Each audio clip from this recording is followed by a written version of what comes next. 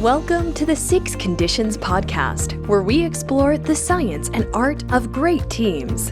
Join show hosts Drs. Ruth Wagaman and Krister Lowe for pithy summaries of great research being done on teams and organizations, as well as inspired and artful approaches for using those ideas to enable brilliant collaborations. Let's get today's conversation started. All right, welcome everyone to the Six Conditions Podcast, exploring the science and art of great teams. Today we have a special guest joining us, Carissa Bubb, a leadership team coach based out of London, UK. Carissa, great having you joining Ruth and me on the podcast today. How are you? I'm very, very well, and thank you so much. It's always a delight to see both of you, two very smiley, wise beings. Well, that's really kind of you. Carissa, we like to start off these episodes with a little bit of banter on what's going on in the world of teams these days or in our practices, and we'll do the same, and then we'll give a bit more of an introduction to you. So Ruth and Carissa, I'm curious, what's on your mind today as you're coming into this episode about the work with teams? What's on my mind is actually some work that Carissa and I have been doing together in supporting a critical care team that is looking after COVID patients. And it has been such a pleasure to partner with her in that work, and it's been exciting to me to stretch my capabilities and how I hear people and how I'm able to hold a team and create the kind of space that they need for just talking about what they're grappling with right now. So that's what's on my mind, the learning that I've been getting from you, Carissa. So that's why I'm particularly excited to be having this conversation today. Really glad to see you. Thank you, Carissa. I'd say the same. I'd say the same. And what it feels like is that Ruth and I are coming from different end of the spectrum sometimes, and we're sort of dancing our way to the middle. And we hold the team in this sort of way, and it feels very fluid and balanced. I said to the person who brought us into that system, into the health system, that Ruth and I, this was probably one of the first teams that we'd worked on together. And she said, "What? I thought you've been working together for years, And there's something that just seems to bounce and flow. Yeah. Good chemistry there. Yeah. Well, what's going on for me is I've actually had a really challenging case, but a really good one lately that, I was supposed to do a session with a global HR team back in March, but COVID, disrupted that. And we finally got it up and running now virtually months later. But there's been kind of a real morale issue. The team's really not safe together. And I'm doing a series of calls over Zoom with Mural, and just really struck at the power of doing this work in smaller chunks, 90-minute, 2-hour sessions, and how far we've come just in 2 sessions. And, using some of the techniques we've spoken about here, and I think we'll be exploring in these episodes, has been a real game changer. And so anyways, I'm actually finding COVID-19 a great teacher to challenge us to learn how to create value, doing it in a 100% virtual environment, but doing it faster and in shorter bursts. And I think in some ways, even if I could go back to doing it the way I was, I'm not sure I would. That I think there's some new ways of doing this work that I'm finding exciting. And that's on my mind. I'm having my 3rd session with the team tomorrow, and I'm excited about where we've come and broken through some of the safety issues and the, feeling a bit demoralized. Like many, HR teams, they spend so much time taking care of everybody else that, they need spaces to take care of themselves. And anyways, a little bit like water in the desert metaphor. It's really funny that you should say that, because that's a big part of the issue that we have been helping this critical care team with, right? They are looking after everybody and finding it very challenging to take time to look after themselves. And I think we find similarly that, these short sprints of 45 to 90 minutes even every other week or so has really been helping them to progress the issues they're dealing with. Yeah. Very cool. Well, let's give you a little bit more formal introduction, Chris, and then we can put the spotlight on you. So again, everybody, we have a great practitioner joining us today. We have Carissa Bubb. I'm going to pull some things off of LinkedIn. Chris, and you can go ahead and round this out. But based in London, England, she's an executive team coach, a leadership and communications expert. Carissa has an amazing amount of experience. She's done a lot of training. She's trained in multiple team coaching approaches and frameworks, professional coach, trained in lots of different instruments, the Hogan and the Leadership Circle, among others. She has a distant background in journalism, a couple of master's degrees, I think, and, NLP master practitioner. The kind of list goes on, and I'll kind of direct you guys to the LinkedIn profile of Carissa in the show notes if you want to learn a bit more. She's also a member of the faculty team at the 6 Team Conditions, so she's been teaching the courses around our certification, but brings a real depth of experience working with teams at very senior levels and as well, in addition to team of teams. And we may be speaking a bit about that today. But Carissa, what else about you would you like the listeners to know here before we dive a bit more into discovering some of you about you and your work as a team coach and as a leadership executive team coach? Thank you. I think the number one thing is I know nothing.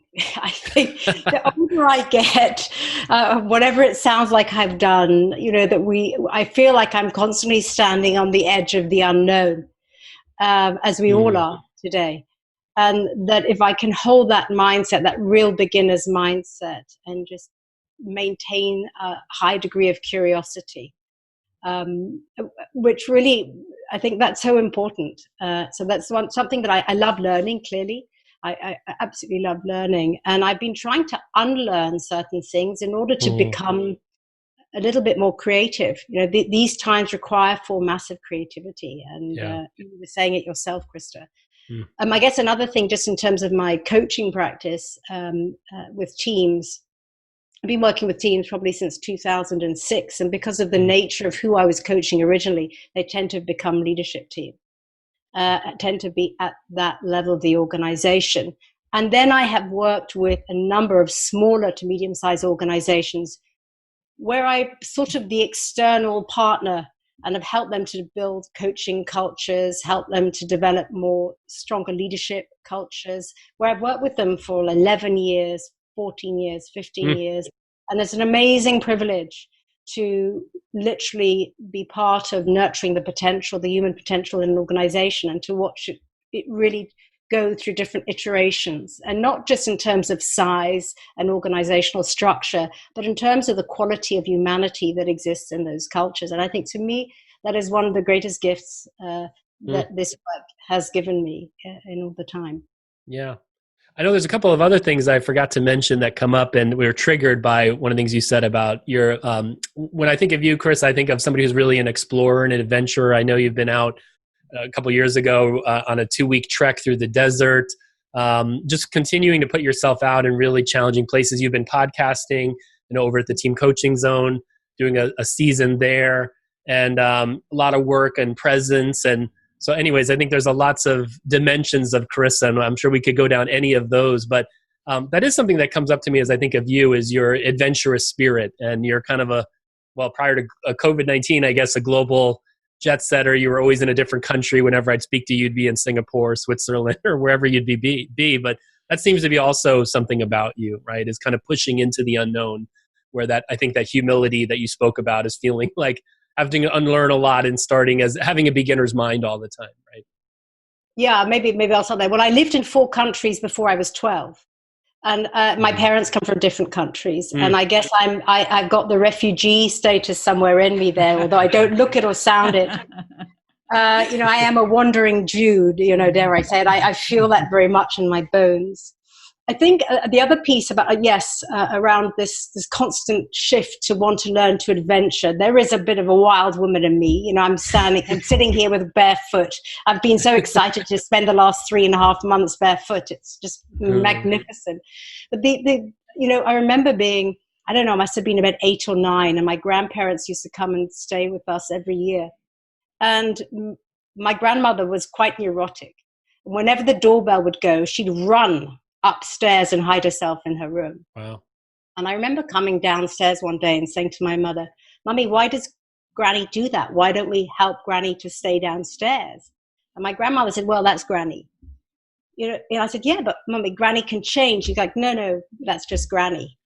And this thought on me, and I could feel the weight of it. And it was like complete panic. You mean we can't change? What you mean? We're all going to have to be like this forever. And I think really that probably was one of the earliest moments I have in being really interested in helping to grow humans. That's the coach really was born. my passion. Yeah. Yep. Since then, I mean, it really does come from that. And that's kind of the work I do with teams now. Wow. So I can talk more. I mean, when I look at the world and I see all the suffering that it's in there, for me, the solution is how do we really grow humans? And I think that whole adult development piece, but then really, how do you do that with teams? Yeah. How do you help? And it's so difficult. I mean, I see the agenda of these organizations, of every team, with all that workload, how do you also support each member of that team to grow and the team itself to grow? And then how can we create the conditions, for people to be able to do that? Because intrinsically, although people don't like to change, I think if you ask most people, do you want to make your life easier because you can just see better? The answer would probably be yes. But that to me is one of the main reasons why I do what I do today. It's really, if we're going to, the world's shifting whether we like it or not. I think the planet's going to be fine, but whether humanity will be fine is another question. And the more people that can, and it's not natural to team, right? It's not natural. And yet we really desperately need organizations to become better corporate citizens and to kind of help lift the workload that we all have to do. I'm curious about that, Carissa, that you say it's not natural to team. But you were talking about us as a species, and I have a different sense of that. I think we've created contexts that get in the way of what actually would be natural for us. And I don't think we necessarily team well across boundaries. We're great at creating in-groups.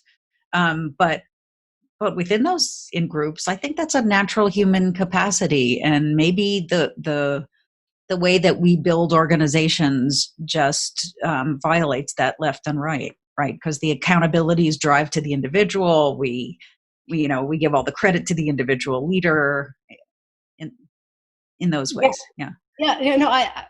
Yes. And I think, I suppose when I look at nature, I think of like ants or bees or whatever animal. I don't think team. I definitely think social. I definitely think group, herd mentality, school. But the idea of the unit of a team and how do we continuously become more effective? Mm-hmm. Yeah, maybe I don't see it that way. And when you're talking, I can also see where you're coming from. You're a bigger expert than I am in this. So Ruth, my research doesn't go as deep as yours. So I give in to this. No, I just think about humans. I mean, we live in an interdependent unit called a family, and that can be defined and constructed in very different ways across time and cultures. But we're not very strong creatures on our own, right? The way that we survive and thrive as just as a creature in this world is through interdependence and, and the sharing of responsibilities and resources with others that are close to us. So I think there are some aspects of teams that are very much in our wiring and, and as I say, there are things about the way that we build and structure organizations that get in the way of that. But I also think it's very hard in the context of an organization, like outside our family, outside of our identity groups, to, acknowledge and jump into interdependence and working closely together with people who are not necessarily naturally within our in-groups. Right. Yeah. And so this idea of creating conditions that enable people to do that. I mean, that, I guess that's what the core of the framework is about, which is how do you set that up to be on a positive trajectory and to succeed? Absolutely. What's your view, Krista?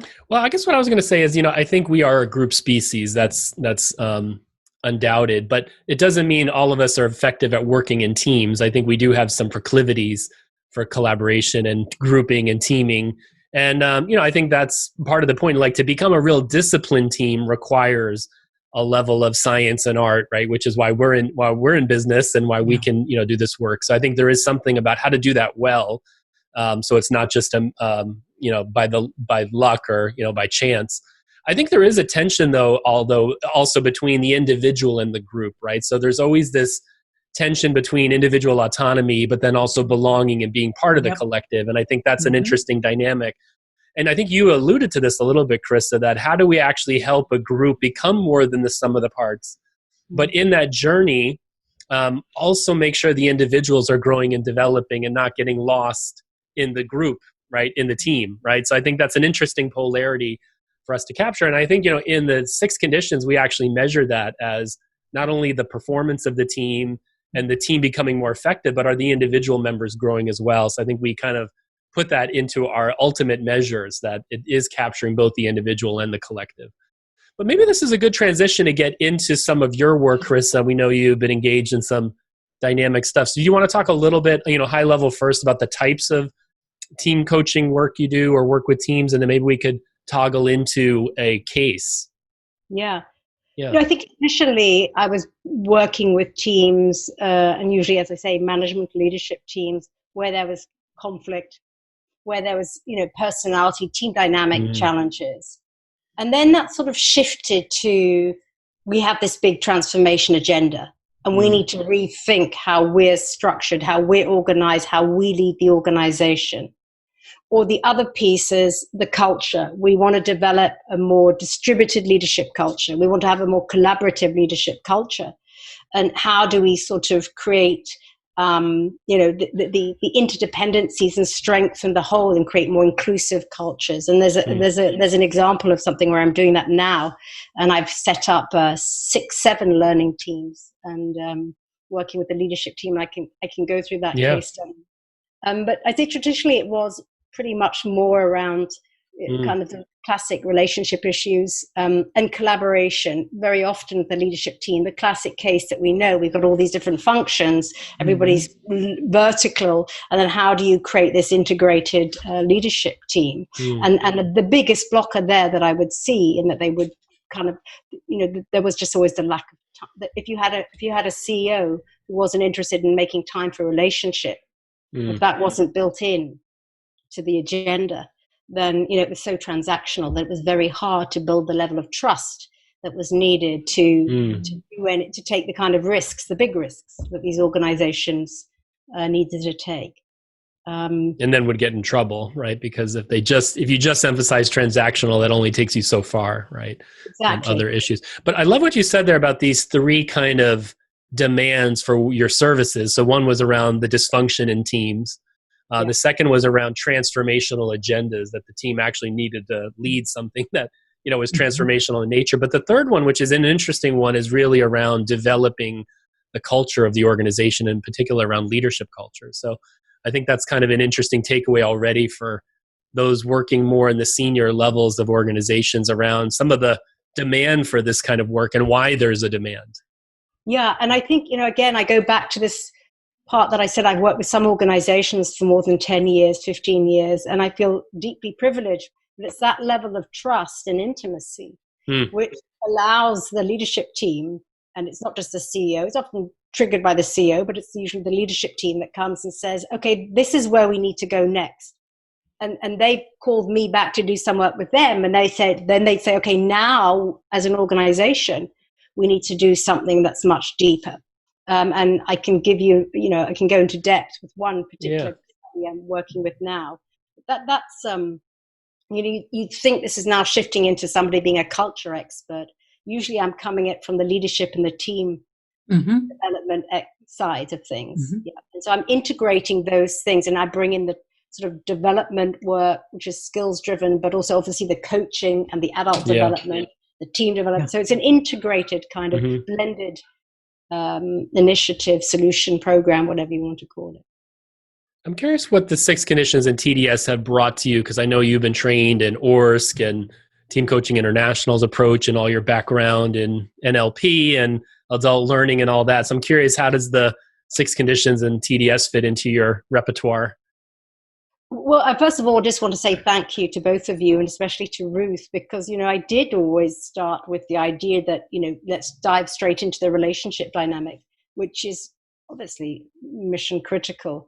But since learning this framework, I've spent a lot more time staying back and really looking at the design and sort of the bigger picture. And And I used to say, I don't do structure. I can do that. and now I find myself sort of looking through this lens of structural coaching and it's going, oh, phew, now, and so you can dance from pod to pod, from across the different lines and the interdependencies. And so in answer to your question, I started using a TDS like traditionally with, again, one team, usually a leadership team. I used it once, actually. The first time I used it with a Swiss data analytics, business analytics business. Great people, but it was just with a relatively small management team. And being very big into data, obviously, they kind of took the report without me. I should have talked to them before, maybe. And, maybe this was a mistake. And they sort of figured it out on their own. They read it, said, yeah, whatever. And then they made this massive change to the business, which just means the business has tripled in size in like 18 months after being stuck for years, banging their heads against this problem. Once the data spoke, they could pivot, right? They like kind of self-directed themselves through. And I think so. That was my first experience of it. I've used it also with, I coach a global supply chain team, leadership team. And I've worked with each of the team's leaders and their teams over a period of 4 years. And the one global regional sector where there was a big transformational agenda needed. And they recognized that management team has an extended leadership team, but who are the right people? So I think that's been extremely powerful, of course, around compelling purpose. I'm using it at the moment to work with a leadership team in Hungary, who I've worked with for more than 10 years. In their, they're running like it's a factory FMCG based business, and I've often been called back because the CEO just loves learning, so he loves bring me a new fix, But this time, it was really, we need a new purpose because, of course, the organization is changing and the team has changed. We need to relaunch. So that compelling purpose is often a reason. But here it was really, who are the right people? What are the right skills? What is the agenda? It was the whole piece, really. That was with North America's team. What I'm picking up is really the 6 conditions in TDS brought like a complement to the relational work that you were doing with teams, but really more around design and structure. And, what we would say is a lot of the interpersonal dynamics and relational dynamics get driven by structure, for better or for worse, right? Well, that's what I'm curious about, how it works as a complement for you. Do you find that doing the structural work around the design, especially around the essentials, clears a lot of underbrush out of the way so that the relational work that you want to be doing is more effective? Yes, definitely. I've been putting a lot more energies on the team. Really, how am I going to help these people set themselves up to be brilliant, coaching themselves as a team? But in order to get to there, you need all those other pieces in there first. So even if you just go back to real team, even if they do this really fast within half an hour and everybody thumbs up, there's an obvious business case why we need to be a real team. It just creates a certainty. It creates that safety. We know why in the room. And also a lot of these, if you go to a big global organization, very often they have their team model, right? The one I'm working with at the moment, they have a model. But that doesn't preclude working with these 6 conditions. And in fact, obviously, it neatly fits into it. So I can still come and ask questions just to check that they're there. They may have some of these conditions in place already, but by bringing your attention and focus onto them, either if there's a tent pole in the ground, it just digs it in deeper. If it needs re-examining, then it can get pulled out. And if it's not there, then we know. And so we can very quickly get a tent up with the conditions. Don't know why I use tent, but it feels appropriate. That's a nice metaphor. Yeah. I like it. Nice. Well, Krista, let's get into this learning teams case, which I think is really interesting. And so maybe we could start with what is a learning team, and then maybe you could walk us through high level, this interesting story. Yeah. So if I go back to the purpose, this is a company that deeply values diversity and has a very people-oriented culture. People love working there. It's grown very quickly. It has done a lot of work in bringing in apprentices, graduates, So there's a massive span of different generations. It's an industry which traditionally doesn't attract a lot of women, especially in senior positions. And it has a very strong leadership team that's been there for a while at the helm, who all know that, a couple of years they're all probably gone. And it looked at itself and it said, okay, we need to make sure that we have that level of diversity in the leadership by the that's coming. And that also we want to strengthen they have a very naturally good teaming, but obviously there's always tension and collaboration could always be better. So it was it was a leadership and culture development kind of activity.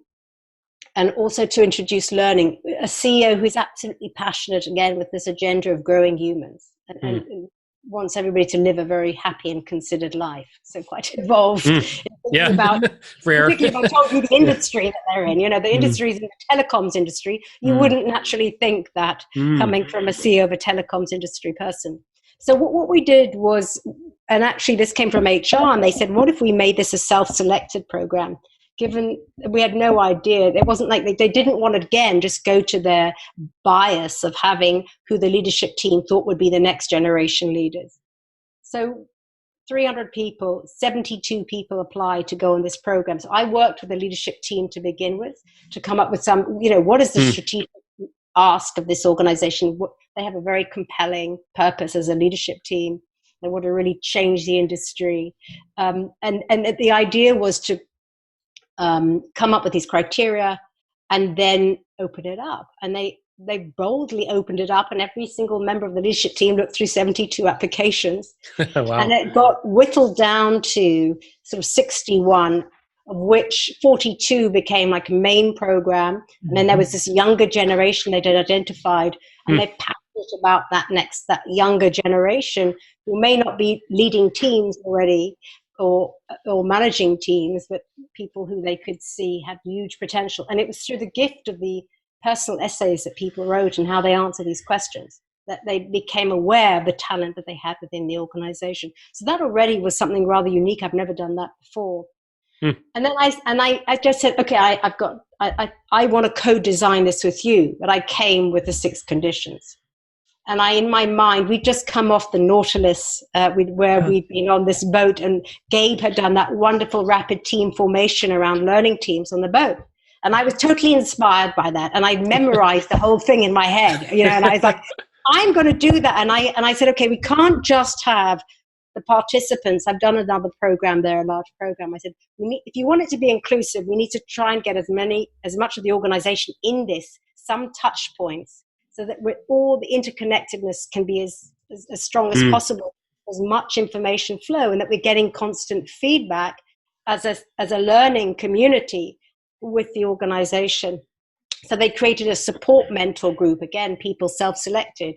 And I coached the leadership team individually to prepare using the story of self. So I'm going to take a step back. So I knew I was going to use the 6 conditions, and we agreed there would be a 2-day launch, and this was last November. So there were about 55 people in the room, and including me, I think. And you had the entire leadership team there for 2 days, because of course they were going to play active parts of this process as the coach mentors, or so what was going to happen was they were going to be a mentor of each learning team. Okay. And essentially CEO starts, and then we go into this rapid team formation. I introduced it. I put some principles up. I said we're going to learn through poetry and art as much as science. And I brought presencing into it from the beginning, and stories, and they loved all of this stuff. I mean, now if I ding a bell, like an entire room of people just go into sitting to like this. I can't wait. It's like they're getting a fix. It's quite funny. Awesome. To watch it. But then the point is that we had structured it. So within 2 days, there were 6 learning teams. And the idea was these people had selected the 6 skills based on the diversity of what did they think it would take to become a high-performing learning team. And around what are they learning? What was the end goal again? It was around... So the learning is leadership. So it was going to be, so that I had designed a program which has your classic kind of leading self, leading others, leading teams, or team leadership if you want, leadership communications and nurturing some culture aspect. And they were going to be learning, everybody was going to be focused. As we know, you really need to learn on one big thing at a time. So each module, everybody's going to have their one big thing. And this would be peer learning groups so that you would get the relevant level of support and challenge to really challenge you at your growth edge. So that, that you were doing some adult development, you were getting that lovely, I had a slide up from Rumi who says, how will your mirror ever get polished if you can't take a rub? If you don't let your mirror rub, how will it ever get polished? Nice. So the idea that you rub up, but you have enough trust. So the idea would be that you'd start off and always be learning teams, but these learning teams would eventually become project teams. Okay. So the team, that's interesting. The team effectiveness model and the team development model I put in there was the TDS, was the 6 teams conditions. Everybody took a TDS just to understand it. And of course it revealed, this was like module 2, it revealed that they needed a stronger, compelling purpose, and I knew that would come out. That they needed to become project teams, and then the idea that it becomes a team of teams, so that every project is linked to the big culture thing that they were trying to do, which was to become a more inclusive and diverse culture. And that had been the measures of success had been identified in this 2 days by the whole team. Wow. And then the other thing that happened in those 2 days, last point, is that each team, once organized, and we did, everybody had done a story of self as a preparation. Each team, once it was organized, did a story of us and a story of now. They all came up with a team name and a metaphor and a compelling purpose and a picture. And they all showed them and everybody got excited and animated. The whole room was on fire. And then we had like evenings. But then each leadership team member role modeled kind of that leading self, that vulnerability and authenticity, and told a story, their story of self. Wow. Before the teams did their story of self. Wow. And based on the story of self, each team selected a leadership team member. So again, I turned the whole thing on its head. So there was huge, and the principle I said was we were living in VUCA times, and therefore, this isn't a spoon feeding. First of all, you've selected to be on this program, and the second thing is, it's gonna emerge as it goes. Yeah. So there's a library and all those sort of things, but essentially you're learning every day as much as you want. It's self-directed. There are modules, and now there is beautifully a stage 2, which isn't. I'll stop talking for a bit and let. Okay, yeah, I'm sure Ruth has some things to comment on. I do as well. So Ruth, what do you? I love it that you actually had them choose their mentors on the basis of their story of self and what moved them, and called them to work with those people. So you launched this whole team of teams in the same setting. I'm curious about how you helped each team define its compelling purpose in a way that was also related to the other teams, or choose its project focus or whatever that contributed to the sort of larger enterprise. Yeah. So there'd been quite a bit of communication by then. There had been very clear communication. This was a program, it's called Flourish and Prosper. This is a program which was really about creating the next generation and making sure that future generations the business would prosper, the people would flourish. And they had the CEO then iterated that. And they had iterated amongst themselves, where were some of the rubs, where were the edges for this organization? And when they did the compelling purposes, it was pretty clear within a couple of rounds what their shared purpose was. So we did a shared purpose and a shared vision. Very cool. Yeah. Yeah. And of course, then COVID hit. Right. When COVID hit, so that slightly adjusted things. But we're now back into the place where, so the idea was that the leadership team would be. I'd meet the leadership team on a sort of monthly. There'd be these support mentors. So there were these parts, and then there would be. They haven't elected team leaders. Interestingly, they were given that option, but they haven't. They're self-managing teams. Yeah. Self-managing teams. Oh, really interesting. Well, a couple things are coming up for me. One is I really like this idea of starting with learning before moving into the tasks, to allow themselves some time to form to get into a learning modality, because I think there's something powerful that we're in a learning mode. We're just in a different place. We're more open, we're more nimble, we're more creative, we're more likely to be safe with each other. It's a more experimental environment. And to allow the project tasks to emerge from that, I think is really cool. And then how to do this in concert. So it's not just 6 teams working off in isolation, but are they collectively working towards a larger objective together, where this is a wonderful way to set the conditions up for team of teams work, is what's coming to me. Like, how do you create an enabling environment so that when you launch a team of teams, it's actually flowing in the right way, right? So it's not just a top-down forming of teams and setting them off on a, to try to accomplish something. Yeah, it's a little more emergent. So that's kind of standing out to me. Yeah, I think also what I know about this culture is it's operational and it's sales driven. And so these people are very good at hitting targets and goals and performance. And I knew if I just do another project, they're just going to do another project. Nothing is going to fundamentally change in the sort of DNA or the kind of the vertical development of each individual. And the loudest voice will speak the loudest. So this has really challenged them. And coming back to what you're saying about team of teams, now, of course, you've got these 6 teams talking to each other. That it's not just working, obviously, through the leadership team, but they've created ambassadors and they're talking. Nice. And I'm communicating them with occasionally in a monthly newsletter and throw the odd thing in there. But they've created their own avenue of interactions across the teams by having team ambassadors. I'm curious, Carissa, what kinds of challenges you encountered in setting this up. You mentioned COVID, which has been a big surprise in the middle of lots of our endeavors. But what sort of challenges did you run into?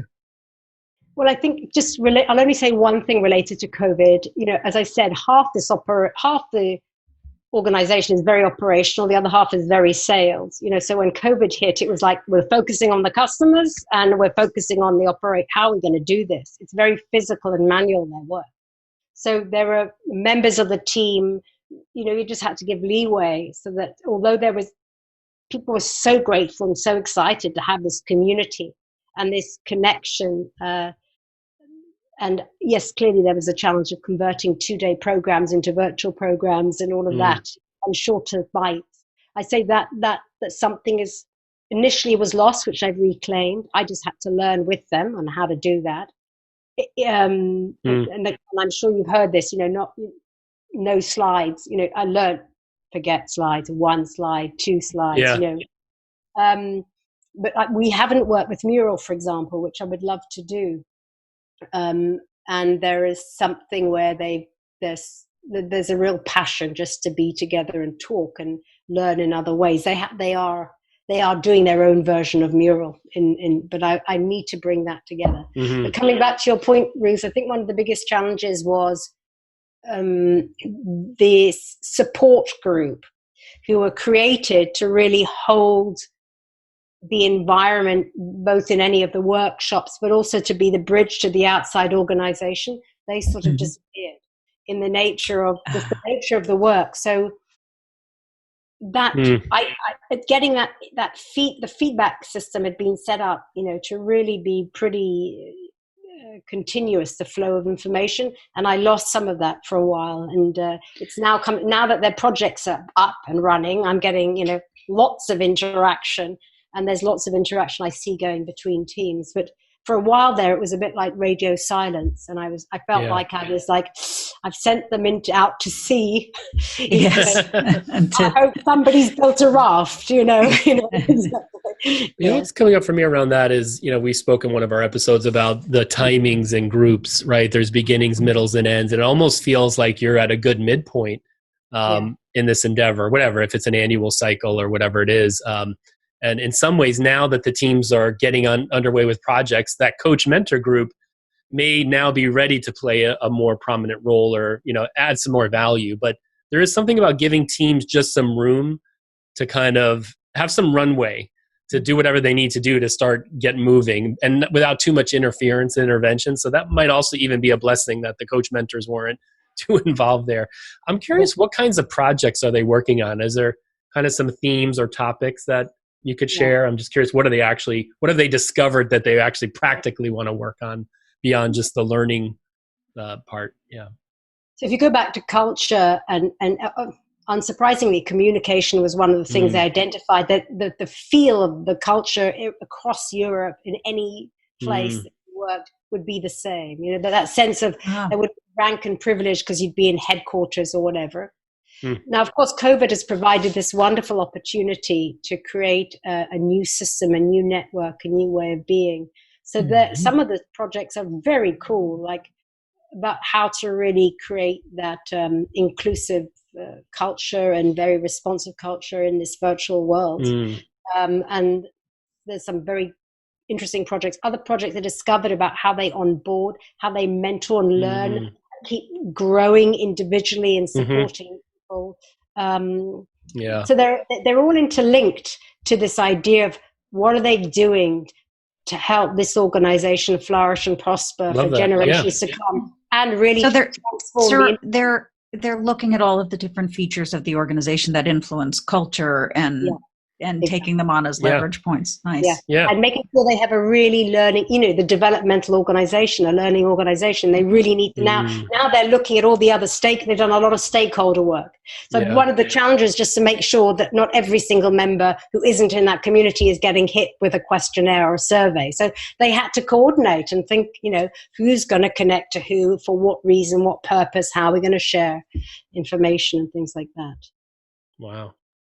Very cool. It's kind of like, placing 6 bets. And what I love about this, it's them doing it to themselves rather than somebody from the outside coming in and doing a program on them, right? So they're really creating this together with your stewardship. And I'm curious about, that's one of my questions for you, is what is it like, in your role? I think you're working solo, but with the leadership team, are you and the leadership team kind of holding it? I'm just curious around like the weight of this and, what are you feeling in yourself holding this intervention or this program? So that's where there's been the slightest shift. I'm definitely holding it with the leadership team. But really, I have a weekly call with the head of HR and the head of administration, if you want. And so the 3 of us, there's that weekly pulse check. Okay. And then it's the general counsel is responsible for that as well, and he's part of the leadership team. So I'm communicating sometimes through him, but we are collectively making decisions. I put forward suggestions. So there is now a stage 2. So coming back to one of it wouldn't say it's a challenge, but I saw an opportunity. They really wanted to take team leadership to the next level and have team leaders who could be team coaches and who would really think with a 6 teams conditions mindset. There needed to be another module. So I've just got the go ahead for, I knew there was some one-on-one stuff, but there's really at the next level. It's a bit like the level 2, which is now being developed. So that's been put in. And I did that. I spoke to the leadership team about that. We agreed. We literally sat down with all these people. We said, who should be in that? It's not everybody. It's who is really showing the intrinsic motivation, and just the organization needs them to be at a certain level. So we've started to get it's remarkable. I feel incredibly privileged. It's a great thing to watch. But it was listening to the leadership team then talking to me, saying that they've seen transformation in people. And that was just tremendously exciting. So I'd missed that sort of feedback.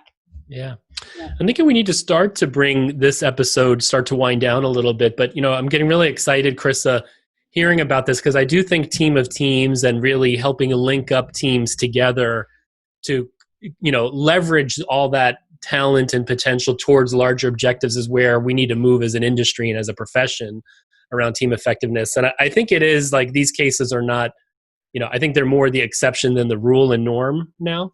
So I'm just curious for you, as you think about moving into the future, building on this case, what are your thoughts about, the future of this kind of work? And COVID has really challenged us to, adapt and to be more nimble and to adjust the way we do things. But I'm curious for you, as you're building off this case, how are you thinking about the future of doing this kind of work?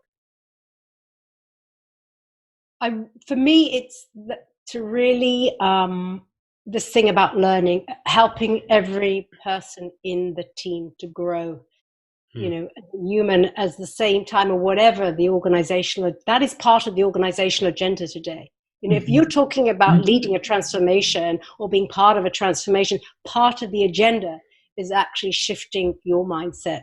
And, you know, it implies that you can't transform if we're not changing and growing, right? Exactly. And most organizations, you know, there's only so much time, but it's got to be built into the design from the beginning. I don't think I see that. And that's why, whether it's linked to the team coaching, maybe if I was to say, you know, in that team coaching piece, do we want to consciously build in an element of that? Because that's what I have a lot of passion for. Then you begin, the whole system starts to move at a different pace and with a different level of wisdom. And I guess a lot of these skills that we're helping bring out, which have been lacking in a lot of organizations, is that feminine intelligence. It's more like that brings rhythm and cadence, comes from feminine intelligence and flow. And that's the empathy, that's the compassion, that's the storytelling, there's the communication again.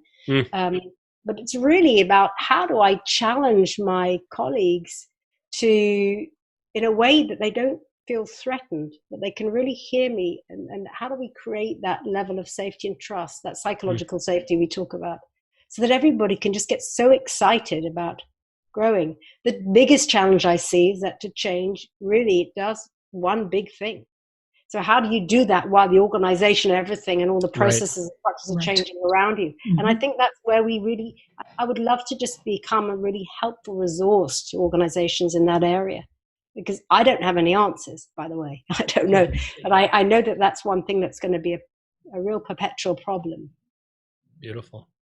I think the answer is creating the space to discover that. Yes, exactly. I think this was a wonderful experiment in doing exactly that, where these are teams that could go about getting needed work done in transforming the enterprise, but also being a context in which everyone also is personally growing as a consequence of working together. Yeah. Awesome. Well, beautiful. Maybe we can move to some final thoughts. Ruth, anything here in closing that you want to say that you're taking from this, or you would just put a spotlight on for the listeners out there? Maybe I'll do the same, and then we'll leave it to Carissa for a last word. Yeah, I was just reflecting on, you had talked earlier, Krister, in response to what Carissa was saying about teams and enterprises being places where people grow. You were talking about the 3 criteria of effectiveness, and what we mean by effective teams are teams that accomplish really important things together, that really grow in capacity as teams over time, and that also contribute to the growth and learning of the individual members. And I'm just reflecting on this particular case and what a great illustration it is that these 3 outcomes are mutually reinforcing, and that sometimes teams have to make trade-offs among them in the short run.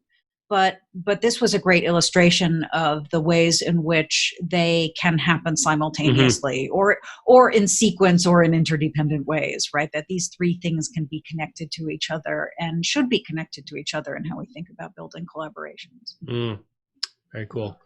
Yeah, I think the big takeaway for me around this is this idea of doing team of teams, but starting with a learning approach and forming learning teams and getting into learning, and then discovering the projects, and then moving to all the interconnectedness between the teams. And I think there's something there that's really magical. I think it also matches the kind of world we're in, which is a complex environment where expertise only takes you so far, and we need to learn our way forward into the future. And so you can't over-design the runway or the pathways, but we need to get started. And I think you've set up the DNA of this project to be something that can adjust because it's grounded in learning, which implies an experimentation and, agility and all those kinds of things. So yeah, really inspired by this, Carissa, and just kudos to you. A lot of courage.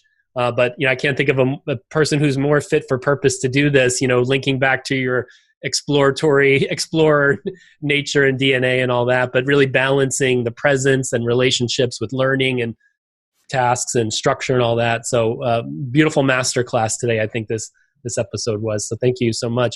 We'll put some links in the show notes to this, to more about Carissa, where you can find her on LinkedIn, etc.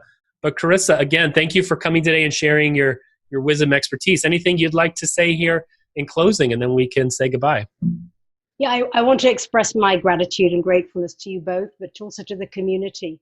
I have really learned so much about team coaching, but what it is to be in a team, to lead a team, every aspect to help a client's or team, since knowing you. And, I wouldn't have had the courage or even the imagination to do what I did had I not gone on the Nautilus, the Wheeled Swan, with you, Krista, which is your imagination, your inspiration, to have met Ruth, to have met Gabe, to be totally in awe of this dance on a 120-year-old ship moving across the coastline of Norway, with sticky notes that could withstand any wind factor, overnight. And so what I'm trying to say, it takes a team.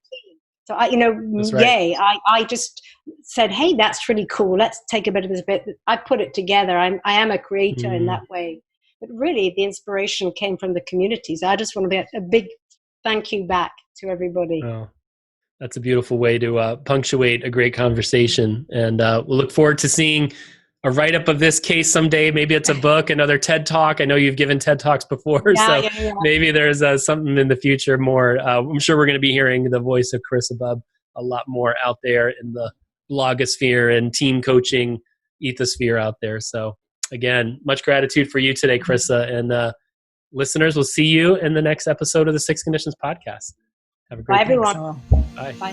Thanks for tuning in to today's episode. For show notes, links to great resources mentioned in the podcast, and for more information, go to sixteamconditions.com. See you next time on the Six Conditions podcast.